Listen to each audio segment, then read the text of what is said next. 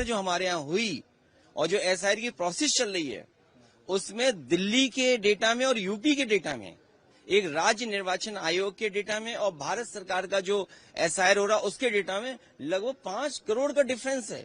BJP उनसे समय समय पे काम लेती है, चाहे वो बिहार का इलेक्शन हो तो बिहार में काम लेंगे, अभी यूपी में इलेक्शन हो तो यूपी में काम लेंगे। ईडी का काम क्या है? डेटा चुराने का है क्या? ये नया जमाना, इसीलिए मैंने कहा कि बीजेपी बहुत फोकस्ड है। वो डेटा चुराने गए थे। वेस्ट बंगाल का आप पड़ोसी स्टेट हैं, सब जानकारी आपको होगी और ये जानकारी बीजेपी को भी है कि बीजेपी वहां हार रही है, ममता जी जीत रही हैं। आप बताइए नाराज कौन होता है? जो हारता है। आप बताइए ईडी का काम क्या है? डेटा चुराने का है क्या? ये नया जमाना, इसीलिए मैंने कहा कि बीजेपी बहुत फोकस्ड है। वो डेटा चुराने गए थे। डेटा क्यों चाहिए आपको? दूसरी पॉलिटिकल पार्टी का क्यों डेटा चाहिए? और हम तो वो लोग हैं जो डेटा पे चिल्ला रहे हैं, इलेक्शन कमीशन को कह रहे हैं कि बेईमानी रोको यूपी में, लेकिन डेटा कैसा आ रहा है यूपी में? आप सोचिए क्या एसआईआर आपके यहाँ हुई नहीं हुई मुझे नहीं पता, लेकिन एसआईआर जो हमारे यहाँ हुई और जो एसआईआर की प्रोसेस चल रही है उसमें दिल्ली के डेटा में और यूपी के डेटा में, एक राज्य निर्वाचन आयोग के डेटा में और भारत सरकार का जो एसआईआर हो रहा उसके डेटा में लगभग 5 करोड़ का डिफरेंस है। और तब जब बीएलओ एक है तो सोचिए कितनी बड़ी डेटा की हेराफेरी कर रहे हैं। वहां ईडी नहीं भेज रहे, वहां भी भेजे ईडी, राज्य चुनाव आयोग के वहां पर भेजे ईडी। और ईडी को किसने नहीं देखा? पूरे महाराष्ट्र के नेताओं के खिलाफ ईडी थी, सीबीआई थी, इनकम टैक्स था। कोई नेता हमें बता दो महाराष्ट्र का जिसके खिलाफ ईडी सीबीआई इनकम टैक्स नहीं थी, एक नेता का नाम हमें बता दो। तो बीजेपी का वो सहयोगी दल है ईडी सीबीआई इनकम टैक्स।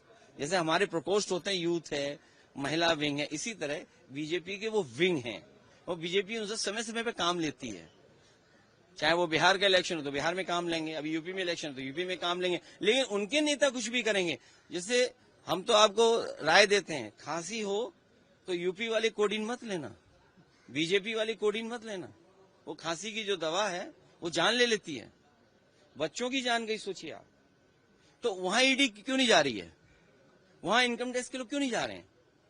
और ईडी ने खुद बोला है एक जगह पर कि 800 करोड़ का घोटाला है। 800 करोड़ तो प्राइमरी उसमें इंक्वायरी में दिख रहा है। ये ईडी सीबीआई वहां जाती है जहां बीजेपी को किसी को परेशान करना हो। दिल्ली के मुकाबले एक्यूआई उड़ीसा में भी बढ़ गया, दिल्ली से ज्यादा बढ़ गया, इसलिए माहौल ये हो रहा है, इसलिए आए। नहीं, हाँ पेड़ तो ज्यादा है लेकिन एक्यूआई क्यों बदल रहा है ये तो समझ में नहीं आ रहा। ऑटोमोबाइल की वजह से, इंडस्ट्री की वजह से दिल्ली के एक्यूआई तभी ठीक हुआ जब बीजेपी हटेगी। बीजेपी यहाँ पे ट्राइबल सीएम को देके सोशल जस्टिस इम्प्लीमेंट किए हैं।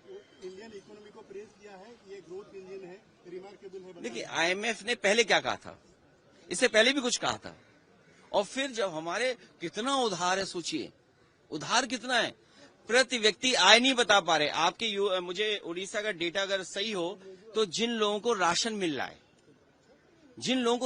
रहा है, अगर आईएमएफ इतनी तारीफ बीजेपी की कर रही है तो मैं अपने पत्रकार साथी से कहूंगा कि जो व्यक्ति राशन पा रहे हैं उनका प्रति व्यक्ति आय क्या है, पर कैपिटल इनकम क्या है उनकी, वो कभी नहीं बताएंगे।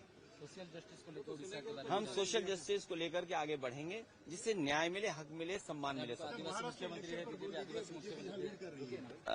इलेक्शन में ये बोलेंगे कि बीजेपी से सीखना है, प्रोफेशनली चुनाव लड़ना है। अगर आप पुराने ढर्रे से चुनाव लड़ोगे तो बीजेपी का मुकाबला नहीं कर पाओगे।